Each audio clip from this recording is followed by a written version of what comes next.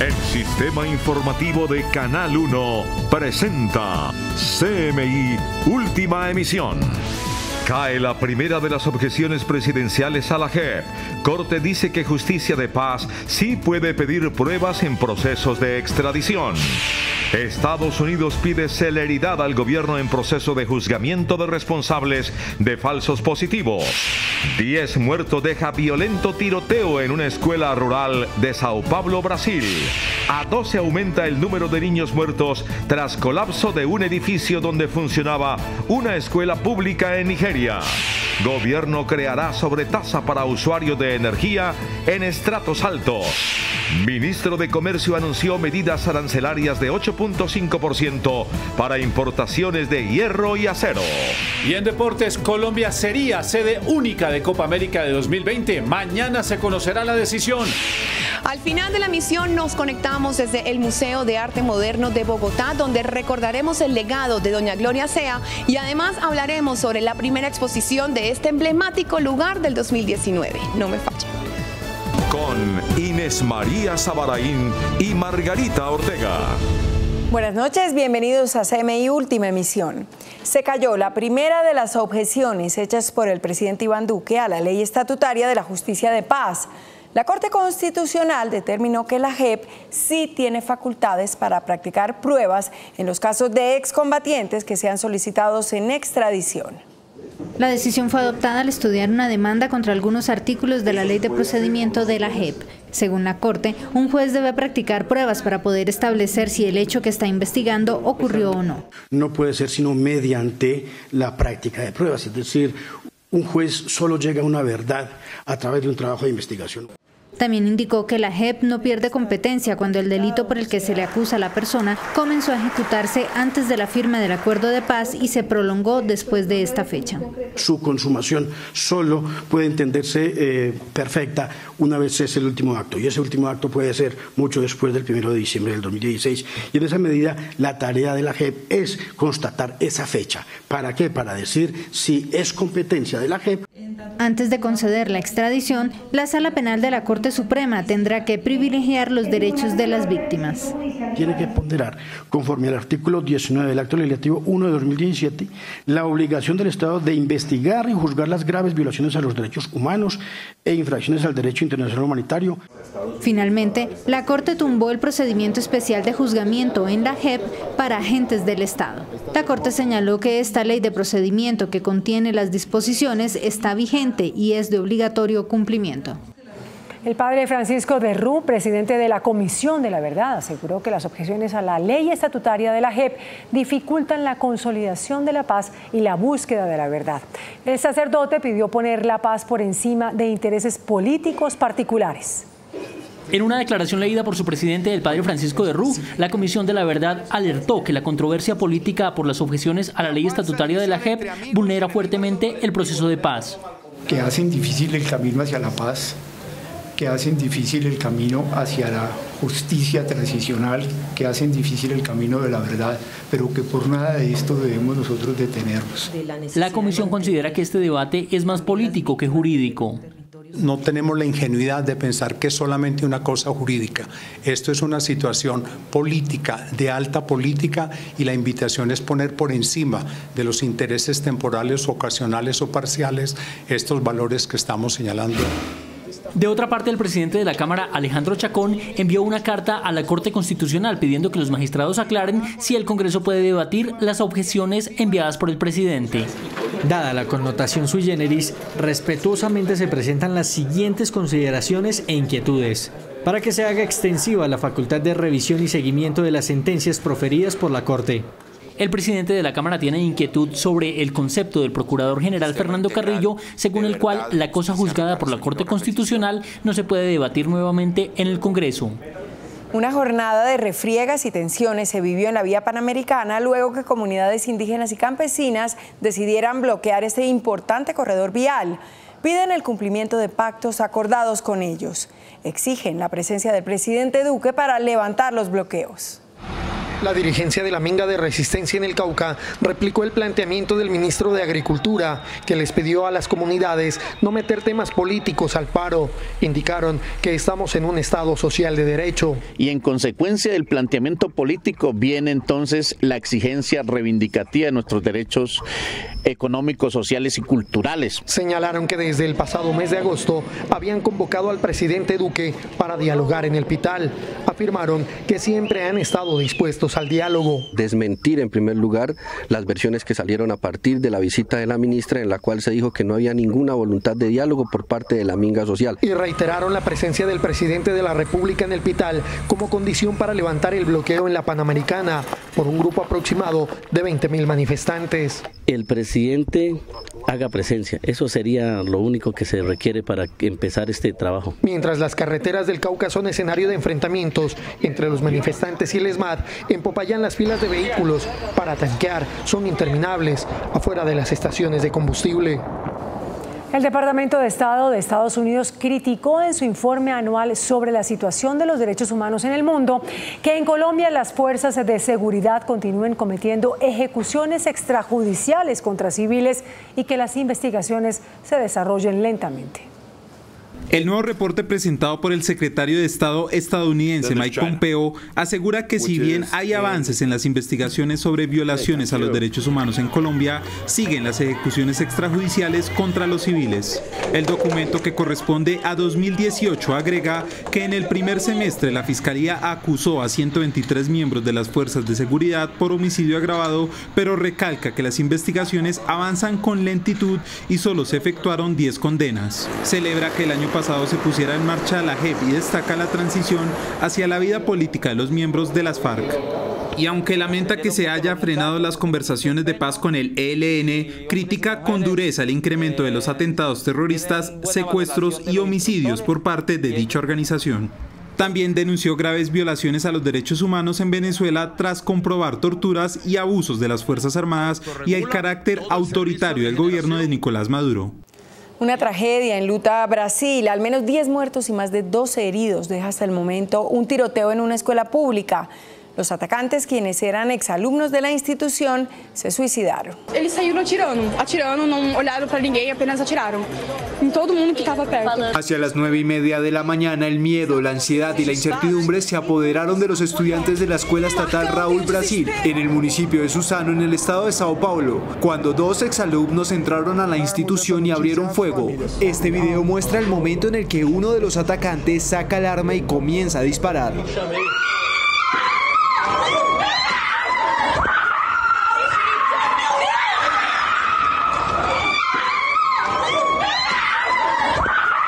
De las víctimas, 5 son alumnos y 2 empleados. Los atacantes, identificados como Guilherme Tausi Monteiro, de 17 años, y Luis Enrique de Castro, de 25, quienes publicaron estas fotos antes de perpetrar el ataque, se suicidaron.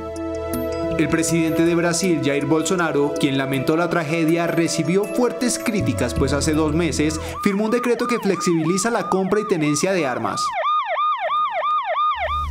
Esta es considerada como una de las peores tragedias escolares de Brasil.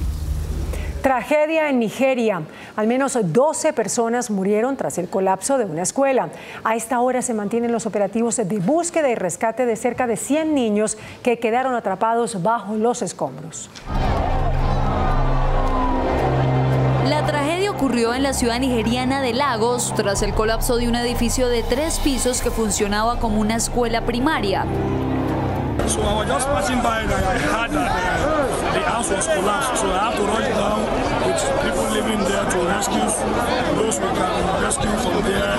So at least some people have been rescued and taken to the hospital, mostly especially the students. Decenas de socorristas y voluntarios lograron sacar al menos a 50 personas de los escombros, 8 de ellas gravemente heridas, quienes fueron remitidas a los hospitales más cercanos. Las autoridades confirmaron que justo en el momento en el que ocurrió la tragedia había al menos 100 menores en clase, lo que desató el pánico de los familiares y de decenas de personas que llegaron a la escena del desastre para prestar ayuda. Los derrumbes de edificios son comunes en Nigeria, donde gran parte de las construcciones se realizan sin la debida supervisión.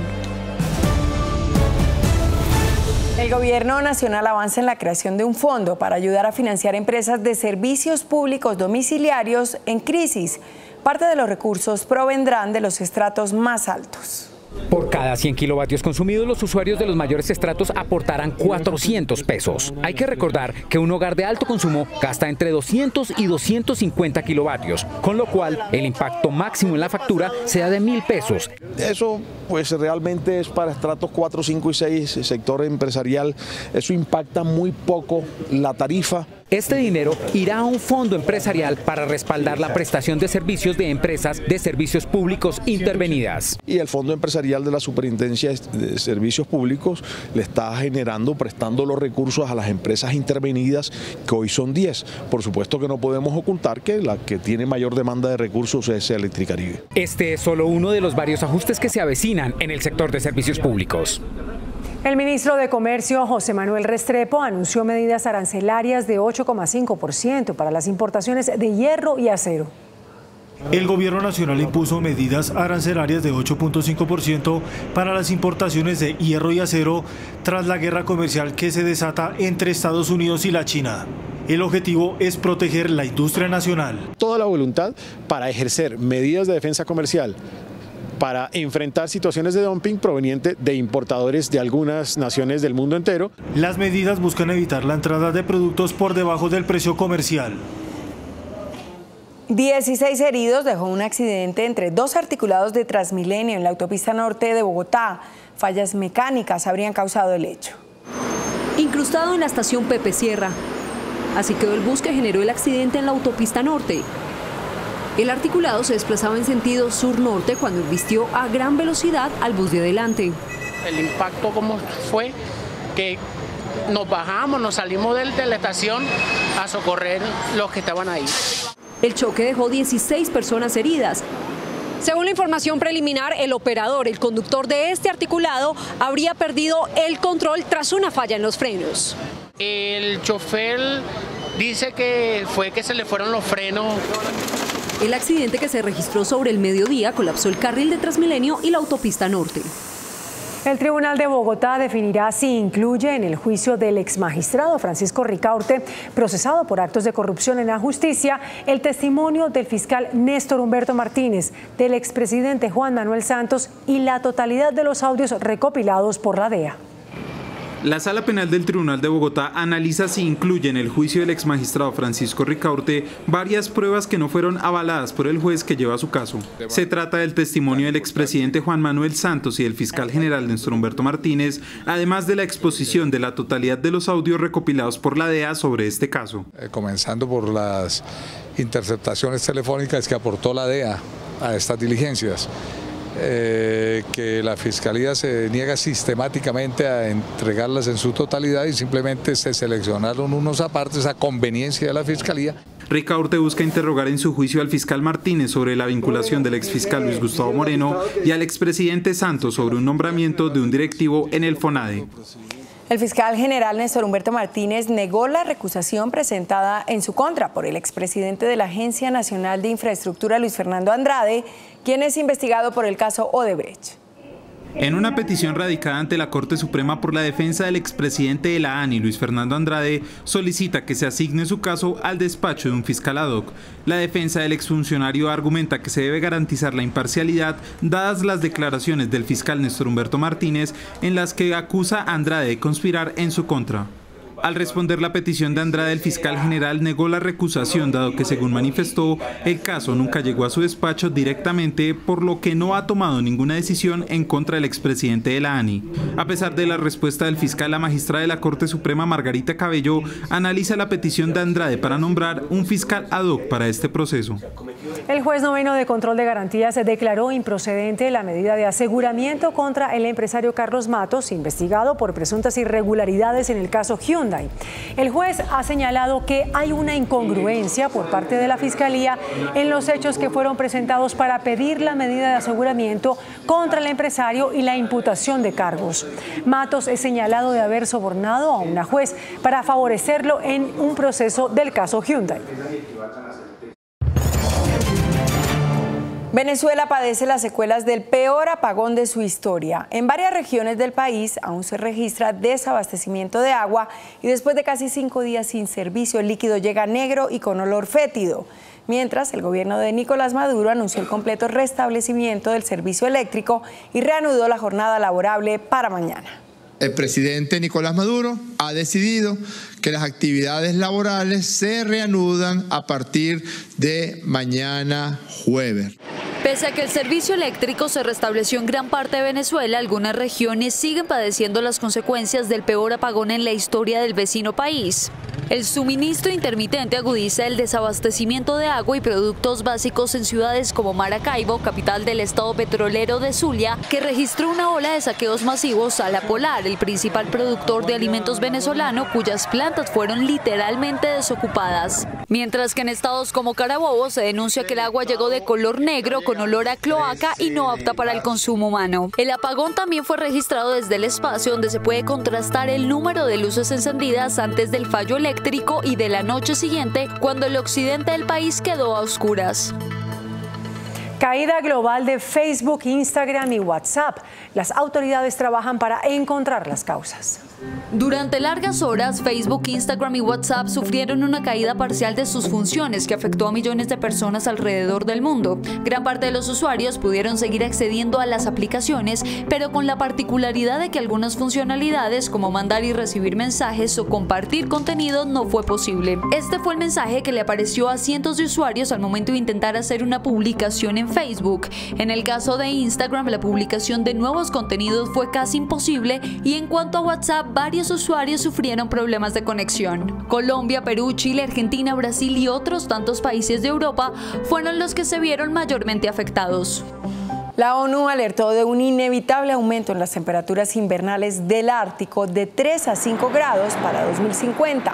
Naciones Unidas asegura que para ese año un 45% de la capa de hielo y los glaciares del Ártico estarán derretidos y se elevará en al menos un tercio el nivel de los océanos en todo el mundo. Y según el Informe Mundial de Medio Ambiente de Naciones Unidas, la contaminación provocará en el mundo millones de muertes prematuras para 2050. El organismo alertó que este factor es la causa que entre 6 y 7 millones de personas mueran antes de la edad promedio.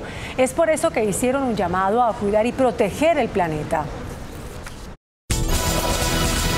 Hola, ¿qué tal? Buenas noches. La Confederación Suramericana de Fútbol decidió que la Copa América del próximo año se jugará en Colombia y Argentina. Cada país acogerá un grupo conformado por 6 selecciones. Cali, Medellín y Barranquilla serían las sedes anfitrionas. En el Congreso de la Conmebol celebrado hoy en Miami, Estados Unidos, quedó establecido en primera instancia que se acepta una postulación compartida entre Argentina y Colombia para acoger el torneo de selecciones más importantes del continente. La edición 2020 de la Copa América tendrá 2 grupos. En la zona norte estará Colombia, Brasil, Venezuela, Ecuador, Perú y uno de los países invitados. Las sedes en nuestro país serán Cali, Medellín y Barranquilla. Hoy el Atlético de Madrid publicó el parte médico del defensa Santiago Arias. El lateral colombiano sufre una lesión miotendinosa de grado 2 en la musculatura aductora del muslo. Según el departamento médico del Atleti, el lateral derecho quedó pendiente de evolución, aunque una lesión grado 2 provoca una baja de 3 a 4 semanas, así que Arias no estará en los partidos amistosos que jugará Colombia ante Japón el 22 de marzo y Corea del Sur el 26 del mismo mes. Su reemplazo será Luis Manuel Orejuela, jugador del Cruzeiro brasileño. La Federación Colombiana de Fútbol hoy confirmó un partido amistoso para el mes de septiembre. Será el día 6 ante Brasil en el estadio Hard Rock de Miami. Encuentro que hace parte de la preparación para las eliminatorias a la Copa Mundial de la FIFA Qatar 2022 que inician el próximo año. Hoy el grupo de árbitros activos del fútbol colombiano manifestó su respaldo a los instructores Imer Machado y Oscar Julián Ruiz, quienes han sido acusados y señalados de acoso sexual. Finalizada la reunión de la comisión arbitral, fue elegido Nicolás Gallo como vocero de los árbitros categoría FIFA y categoría A para hablar sobre las denuncias en el arbitraje colombiano. Nosotros nunca hemos sido objetos de abuso sexual por parte de un colega, instructor u otra persona para poder hacer parte del arbitraje nacional e internacional. En ningún momento nos hemos involucrado en amaños y o compras de partidos. Asimismo, no hemos participado de ningún caso de corrupción. El comunicado que se emitió fue firmado por los 35 árbitros que hacen parte de la comisión. No hemos necesitado de favores sexuales para lograr ascensos en nuestra profesión como árbitros. No hemos pagado dinero a un tercero para ser designados como árbitros del fútbol profesional colombiano o de competiciones internacionales. En diálogo con CMI, Óscar Julián Ruiz se defendió. Lo único cierto es que es una falacia, patraña y coartada que la justicia determinará con un concurso de delitos por falsa denuncia, injuria y calumnia agravada. La primera etapa del Tirreno Adriático se vio empañada por el impresionante accidente que sufrió el equipo Bora. El insólito accidente se presentó cuando el equipo Bora Hansgrohe rodaba sobre las calles de Camaiore y un peatón en una terrible imprudencia se atravesó en su camino, ocasionando la caída del polaco Rafał Majka y del italiano Oscar Gatto.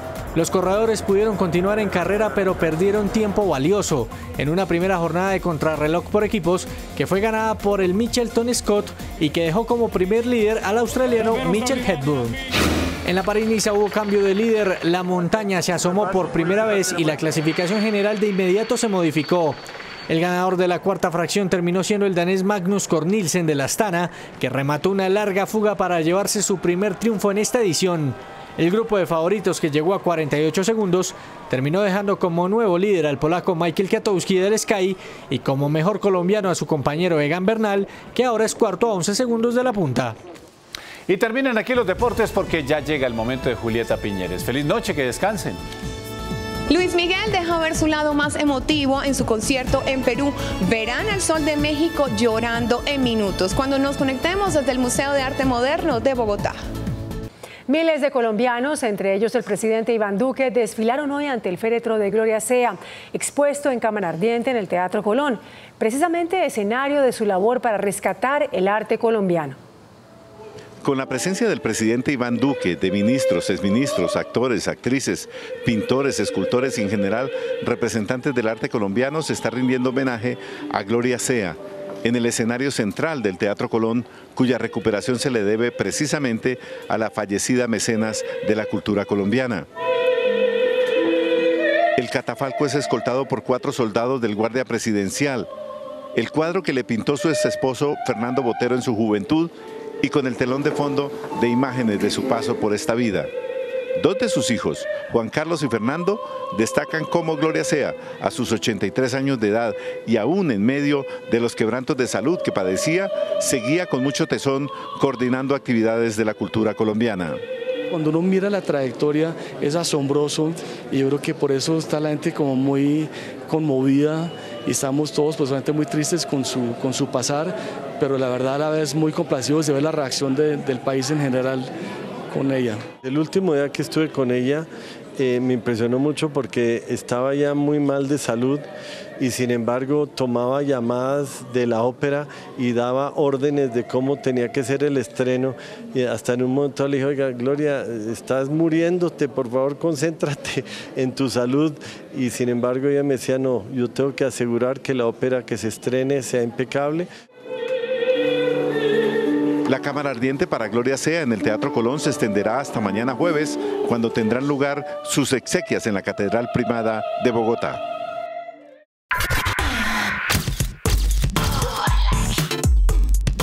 Hola, muy buenas noches para todos. Gracias por acompañarme aquí en CMI Última Emisión. Hoy nos conectamos desde el Museo de Arte Moderno de Bogotá, que mañana abre las puertas de su primera exposición del 2019 llamada Autónomo. Son 25 artistas autodidactas que se inspiraron en sus vivencias personales. Al caminar por el Mambo es imposible no recordar a Gloria Cea, una mujer que recibió la dirección del Museo de Arte Moderno de Bogotá en 1969 y quien luchó incansablemente para que esa institución tuviera un lugar en la cultura del país.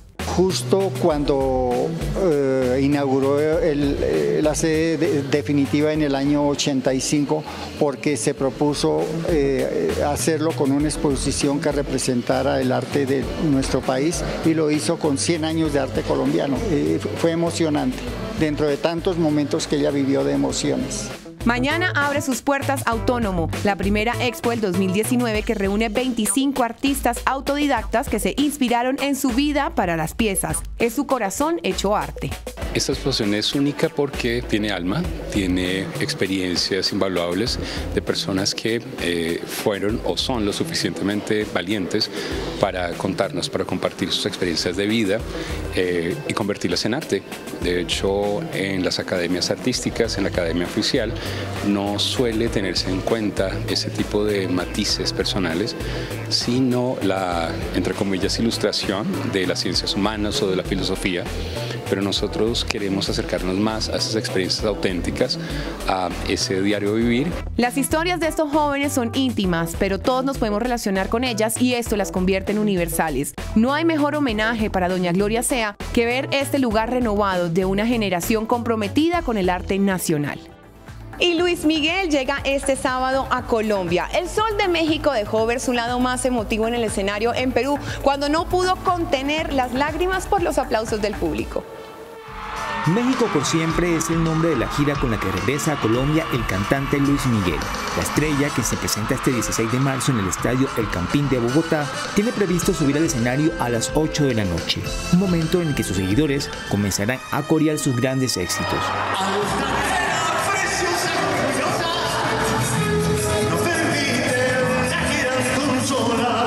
A raíz de esto, el Sol de México, en su presentación en Lima, Perú, no pudo contener la emoción cuando su público estaba cantando uno de sus temas, un momento que conmovió al intérprete a tal punto de llorar en el escenario. El hecho fue registrado por los asistentes, quienes no habían visto en este estado al músico. Esta misma sorpresa se podría repetir en Bogotá, cuando el mexicano ofrezca su repertorio, que va desde las rancheras, los boleros, hasta llegar a sus temas más pop, una cita que no se puede perder. En delicado estado de salud se encuentra el artista argentino Sergio Denis, luego de sufrir una aparatosa caída. En grave estado de salud se encuentra el músico argentino Sergio Denis, una de las figuras más importantes de la música de ese país, luego de sufrir esta aparatosa caída en medio de un concierto.